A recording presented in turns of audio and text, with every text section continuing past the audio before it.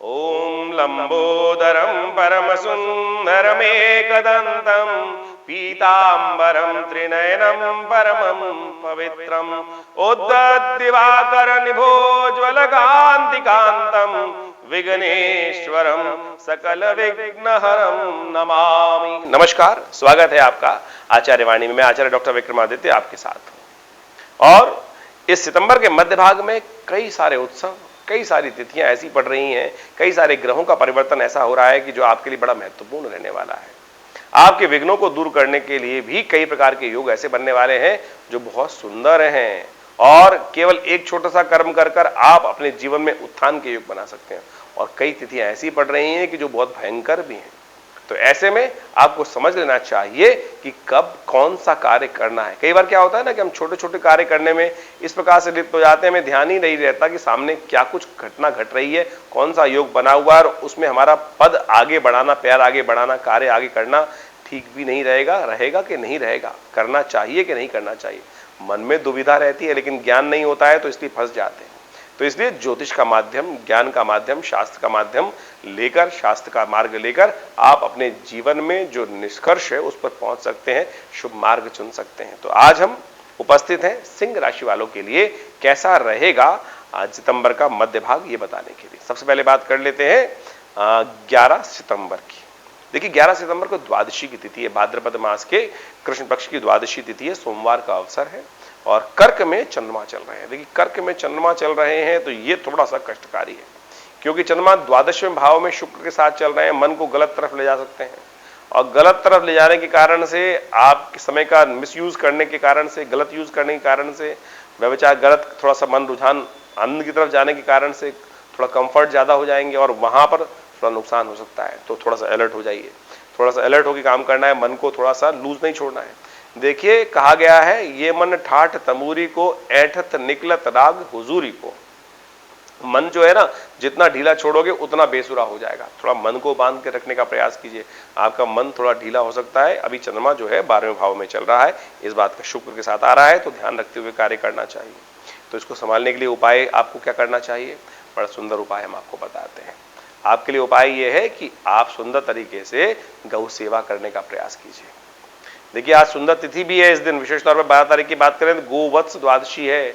गाय के गौशाला में जाकर गाय को हरा चारा खिला दीजिए। गोवत्स द्वादशी का अर्थ होता है बछड़े का पूजन, ये कर लीजिए, बड़ा सुंदर रहेगा। कहा जाता है कि इस दिन गाय के दूध का सेवन नहीं करना चाहिए, गाय के मक्खन का, गाय के घी का, गाय के दही का सेवन नहीं करना चाहिए। सारे जो दूध का अधिकार है गोवत्स का, बछड़े का ही होता है, इस बात का ध्यान रखते हुए कार्य करें। भैंस का दूध का सेवन, भैंस की चीजों का सेवन कर सकते हैं, वो आपके लिए शुभ रहेगा। तो गौ पूजन करें, ये सबसे सुंदर उपाय है। 12 तारीख की यदि हम बात करें तो 12 तारीख को त्रयोदशी तिथि है और मंगलवार पड़ रहा है। भौम प्रदोष बन गया, त्रयोदशी शाम तक विद्यमान रहेगी, तो उसके कारण से भौम प्रदोष का योग बन गया। और भौम प्रदोष बड़ा सुंदर योग बनाता है।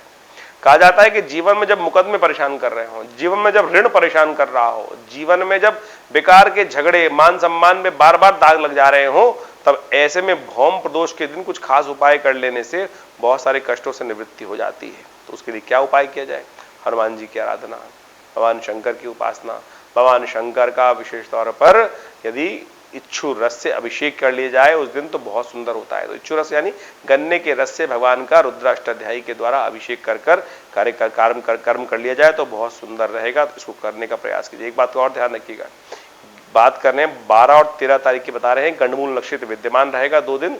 विशेष तौर पर अश्लेषा और मघा नाम के नक्षत्र रहेंगे।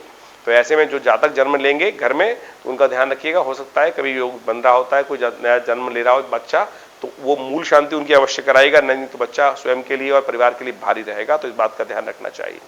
ग्रह क्या कह रहे हैं, ग्रह थोड़े भारी चल रहे हैं, अननेसेसरी के जुर्माने खर्चे होने के योग दिखाई देते हैं। तो थोड़ा बैलेंस होकर काम करने की जरूरत है। बेकार के दूसरों के पंगों में टांग मत अड़ाइएगा, इस बात का ध्यान रखिएगा। बेकार के खर्चे ना बढ़ जाएं, इस बात का ध्यान रखिएगा। कहीं कंफर्ट के नाम पर बहुत सारी ऐसी चीजें घर में खरीद लाएं जिनकी कोई उपयोग ही नहीं है, तो वहां खर्चा हो सकता है।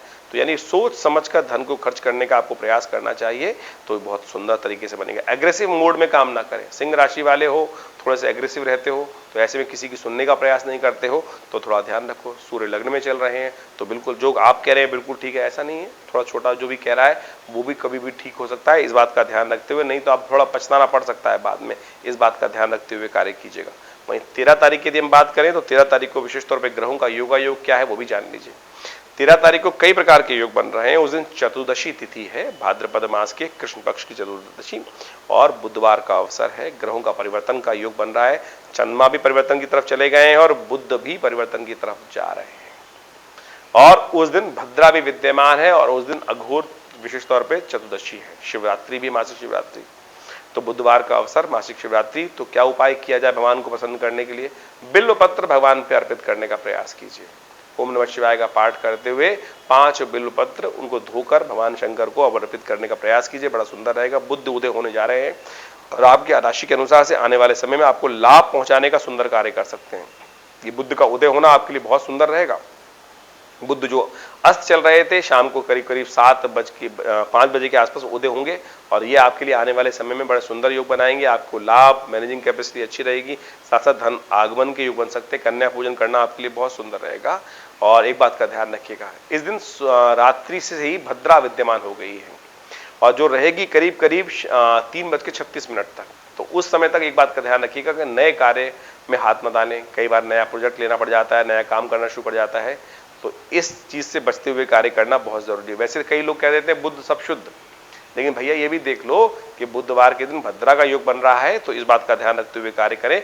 तो 3:36 तक बुध भद्रा रहेगी, तो उस समय में नए कार्य ना करें, उसके बाद करने का प्रयास कीजिए, सुंदर रहेगा। हम बात कर रहे हैं सिंह में जिस प्रकार से चंद्रमा का प्रवेश हो गया है वो बहुत सुंदर रहेगा आपके लिए।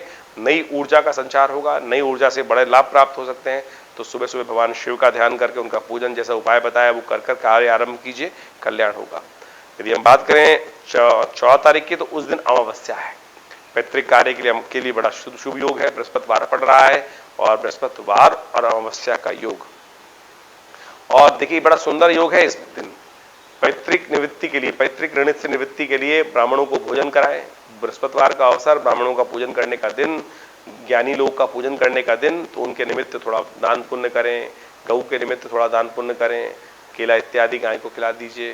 साथ साथ ब्राह्मणों का पीले वस्त्र देकर थोड़ा भोजन, पका हुआ भोजन करा दीजिए, तो उससे कहा जाएगा। साथ साथ अपने पितरों के निमित्त तर्पण भी करें, इससे एक बहुत अच्छा रहेगा। ग्रह योग आपके लिए अच्छे बन रहे हैं, लेकिन थोड़े से एग्रेसिवनेस को त्यागने का प्रयास कीजिए, लेकिन थोड़ा सा विचारों में एग्रेसिवनेस नहीं आनी चाहिए।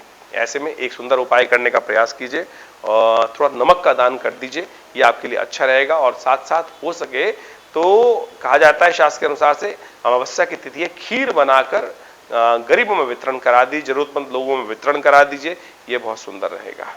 15 तारीख की यदि हम बात करें तो उस दिन अमावस्या की तिथि केवल 2 घड़ी तक विद्यमान है, उसके बाद प्रतिपदा का आगमन हो जाएगा। तो देव कार्य के लिए प्रशस्त कही गई है ये अमावस्या। शुक्रवार का अवसर और साथ साथ ग्रहों का परिवर्तन का योग भी बन रहा है, तो ये परिवर्तन भी आपके लिए अच्छा है और बहुत सुंदर तरीके से लाभ के संकेत देगा। आपकी सेविंग्स बढ़ सकती हैं, ऐसा योग बन रहा है। ऐसे में एक काम कीजिए, सुबह सुबह जल्दी उठकर भगवान सूर्य को अर्घ अवश्य दीजिए। देव कार्य के लिए यह अमावस्या प्रशस्त होती है, जो केवल 2 घड़ी तक विद्यमान है। आज 2 घड़ी यानी सूर्य उदय से करीब करीब 48 मिनट के आसपास तक रहेगी। तो ऐसे में ध्यान रखें कि सुबह सुबह उठकर जल्दी से स्नान कर भगवान सूर्य के निमित्त उनको अर्घ उपस्थित करें, कल्याण होगा, अच्छा रहेगा दिन। 16 तारीख की यदि हम बात करें तो उस दिन प्रतिपदा तिथि है, भाद्रपद मास के शुक्ल पक्ष का आरंभ हो रहा है, शनिवार का अवसर पड़ रहा है और साथ साथ जो बुध ग्रह है वो मार्गी भी होने जा रहे हैं। अभी बुध ग्रह उदय हुए थे 2 दिन पहले और फिर अब मार्गी भी होने जा रहे हैं, यानी पीछे जाते जाते आगे बढ़ने के अवसर बनेंगे आपके लिए। आपकी कार्यों में बहुत सुंदर तरीके से गति प्रदान करने का अवसर पुनः मिल गया है। आपने कुछ दिन से देखा होगा कि आप जितना प्रोग्रेस करने का प्रयास कर रहे थे उतना प्रोग्रेस हो नहीं रही थी, थोड़ी सी डेटोरेशन आपको दिखाई दे रही थी, लेकिन अब फिर दोबारा आगे बढ़ने का पूरी शक्ति के साथ योग बन गया है बुध के मार्गी होने से और बुध के उदय हो जाने से। तो बहुत सुंदर रहेगा आपके लिए। देखिए शनिवार का अवसर है और शनि महाराज इस वक्त आपकी राशि के अनुसार से जहां चल रहे हैं वो थोड़ा सा कष्ट देने के योग बना रहे हैं, तो इसके निमित्त उपाय कर लीजिए। हनुमान चालीसा का पाठ, शनि का विशेष तौर पर कुछ उपाय कर लीजिए, वो कल्याणकारी रहेगा, आपके लिए सुंदर योग बनाएगा। तो शनि के निमित्त हनुमान जी के मंदिर में जाकर उनको चूड़ा चढ़ाना बड़ा अच्छा उपाय रहेगा, इसको करिए, कल्याण होगा। सिंह राशि वालों के लिए यदि हम बात करें 17 तारीख की, तो 17 तारीख का ग्रहों का योगा योग दिखाई देता है कि उस दिन विशेष तिथि है बहुत। भाद्रपद मास की द्वितीया है और ये द्वितीया बहुत खास है। आज द्वितीया का चांद जो है वो आपके लिए भाग्योदय करने का योग बना सकता है, आपके कलंक को दूर कर सकता है। कोई अननेसरी आपका नाम सम्मान खराब करने का योग बना रहा हो, सम्मान को दाग लगाने का प्रयास कर रहा हो, तो वो ये चांद आपको बचा सकता है। ये तिथि बहुत खास है। संक्रांति भी आई है, हृदय नाम का योग बन गया है और साथ रविवार और संक्रांति का योग लेके आई है द्वितीया।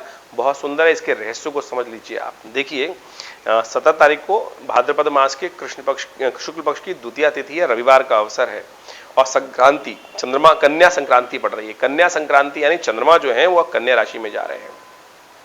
ये बहुत शुभ रहेंगे आपके लिए। आने वाले एक महीने में कई प्रकार के योग बन सकते हैं। केवल प्रसन्न रह के काम करने का प्रयास करना है, हाथ फैलाने की जरूरत नहीं है। अपने कार्य पे ध्यान दीजिए, आपके लिए पॉजिटिव समय आता दिखाई दे रहा है। केवल अपने घर वालों को प्रसन्न रखें, अपने माता पिता, अपने विशेष तौर पर जीवन साथी को प्रसन्न जितना रखेंगे उतना कल्याण के योग बनेंगे। और साथ कहा मैं चंद्रमा का परिवर्तन जो आज विशेष तौर पर योग बन रहा है, ये बेहद खास है। आज का चांद जब थोड़ी देर के लिए निकलेगा और इस चांद का दर्शन जिन्होंने कर लिया उन पर चौथ के चांद का दोष नहीं लगेगा। यानी चौथ के चांद को गलती से दर्शन करने के बाद भी यदि कलंक लग जाता है, गलती से चौथ के चांद को देख लें, तो उसका उपाय क्या बताया गया। और शास्त्र में कहा गया कि जो दूज का चांद देख लेते हैं उन पर ये चौथ के चांद का कलंक नहीं लगता है। तो आज के चांद का दर्शन अवश्य करना चाहिए। यानी दूज के चांद का, भाद्रपद मास के कृष्ण शुक्ल पक्ष की द्वितीया जो है उसके चांद का दर्शन कर कर अपने माता पिता गुरुजन का आशीर्वाद, गौ का आशीर्वाद लेकर अपने दिन को शुभ करने का प्रयास करना चाहिए। कल्याण के योग बनेंगे। और ग्रह का दिन अच्छा है, जैसा हमने आपको बताया कि संक्रांति का योग भी है। तो ऐसे में गेहूं का दान करना, नमक का दान करना, गायत्री का पाठ करना, भगवान सूर्य को जल देना, ये सारे विशेष तौर पर कार्य करें, कल्याण के योग बनेंगे। 18 तारीख यदि हम बात करें, उस दिन तृतीया तिथि सोमवार का अवसर है और साथ साथ वराह जयंती है। तृतीया तिथि और वराह जयंती, भाद्रपद मास के कृष्ण शुक्ल पक्ष की तृतीया वराह जयंती, यानी जब पृथ्वी के समस्त कष्टों को हरने के लिए भगवान ने वराह रूप भी धारण किया और पृथ्वी को जल के ग्रास से बाहर निकालकर हिरण्याक्ष जो विशेष तौर पर बड़ा त्रास दे रहा था मां भगवती को, तब कहा जाता है कि भगवान स्वयं अवतरित हुए। तो इस दिन भगवान विष्णु का शालिग्राम स्वरूप में पूजन करें, उनका स्नान कराएं, उनका चरणामृत ग्रहण करें। कहा जाता है कि अकाल मृत्यु हरणम सर्वव्याधि विनाशनम विष्णु पादुत्कम पित्वा पुनर्जन्म न विद्यते। तो अवश्य उनका चरणामृत ग्रहण कर कर उनका आशीर्वाद दीजिए। वराह जयंती के दिन भगवान का पूजन षोडशोपचार तरीके से कीजिए। सहस्रसी रेखा पुरुखा सहस्राक्ष सहस्रपात सबू में ये पूर्व सूक्त का पाठ करते हुए भगवान का पूजन करें, बड़ा कल्याणकारी अवसर रहेगा। ग्रह योग आपके लिए अनुकूल बने हुए हैं, आगे बढ़ने के अवसर आपको प्राप्त हो सकते हैं। बहुत सुंदर तरीके से आपके पुरुषार्थ में वृद्धि होने के योग ग्रह दिखा रहे हैं। आगे बढ़ने का कार्य आपको करना चाहिए, ग्रह अच्छे दिखाई दे रहे हैं। वहीं 19 तारीख की हम बात करें तो उस दिन चतुर्थी तिथि मंगलवार का अवसर। ये तिथि बहुत खास है भाद्रपद मास की।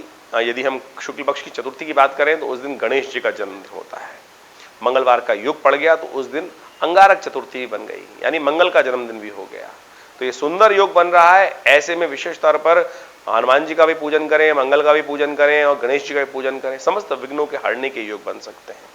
साथ साथ इस दिन कलंक चतुर्थी भी कही जाती है। इस दिन चांद का दोष लगता है चांद दर्शन करने से। भगवान कृष्ण ने चांद का दर्शन किया था तो उन पर भी मणि चुराने का आरोप संसार ने मण दिया उनके माथे पर। तो यानी कोई नहीं बचता। तो इस बात का ध्यान रखना चाहिए कि विशेष तौर पे चौथ के चांद का दर्शन निषेध शास्त्र में कहा गया है, भाद्रपद मास के चौथ के चांद का। तो अवश्य इस बात का ध्यान, सिद्धांतिक बात है। बहुत सारे लोग कहते हैं कपूल कल्पित बातें, नहीं करके जो करना चाहे, जो गड्ढे में गिरना चाहे उनके लिए कोई दिक्कत नहीं, दावत है, वो जाके गिर सकते हैं। कई बार हमारे जीवन में घटना घट जाती है ना, अरे हमने तो कुछ किया ही नहीं था फिर भी हम पे कलंक मड़ गया, या तो हम पे चोरी का इल्जाम लगा दिया, हम पे कुछ नुकसान करने का, गलत कार्य करने का इल्जाम लगा दिया। कहीं ना कहीं ये घटना घट जाती है। हम घर से बाहर निकले, सामने चांद था, दर्शन पड़ गया, माथे लग गया चांद, बस वो कहीं ना कहीं योग बनाएगा। तो इसके लिए कई निवारण के मास्ते बताए गए हैं। शास्त्र में कहा गया कि सम्यंतक मणि भगवान कृष्ण की कथा सुन लेनी चाहिए। कहा जाता है उससे भी निवृत्ति का योग बन जाता है। यदि गलती से देख लें तो उसका भी निवारण है, ऐसा नहीं, लेकिन फिर भी त्याग करने का प्रयास करें। इसीलिए भारतीय संस्कृति में एक उपाय, उसका उपाय रख दिया गया, पत्थर चौथ।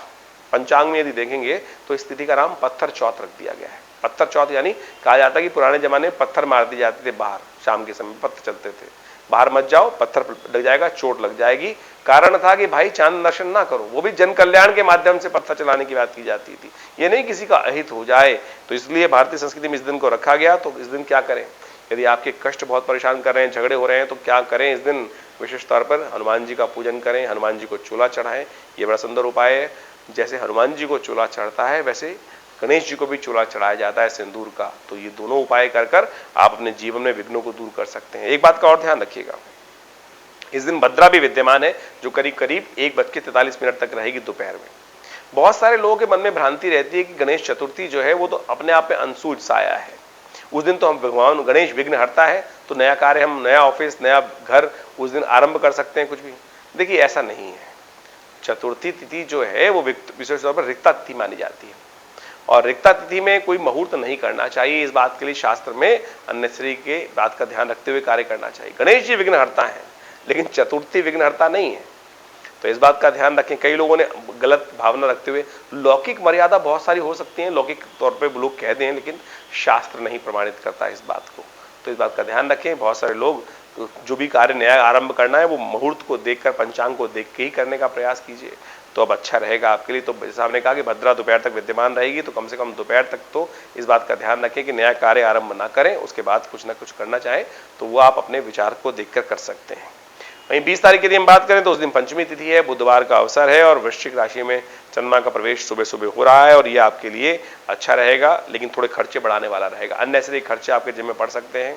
थोड़ा सेहत का ध्यान रखते हुए कार्य करने की जरूरत है। ऋषि पंचमी है, संत महात्माओं का, ऋषियों का, मुनियों का पूजन करें, उनको वस्त्र इत्यादि का दान दें, तो आपके लिए अच्छा रहेगा। तो ग्रहों का योगायोग आपके लिए कैसा था ये हमने आपको बताया। इसके बाद भी कोई विचार मन में चल रहा हो तो आप हमें SMS कर सकते हैं, व्हाट्सएप कर सकते हैं, अपॉइंटमेंट लेकर बात कर सकते हैं। धन्यवाद।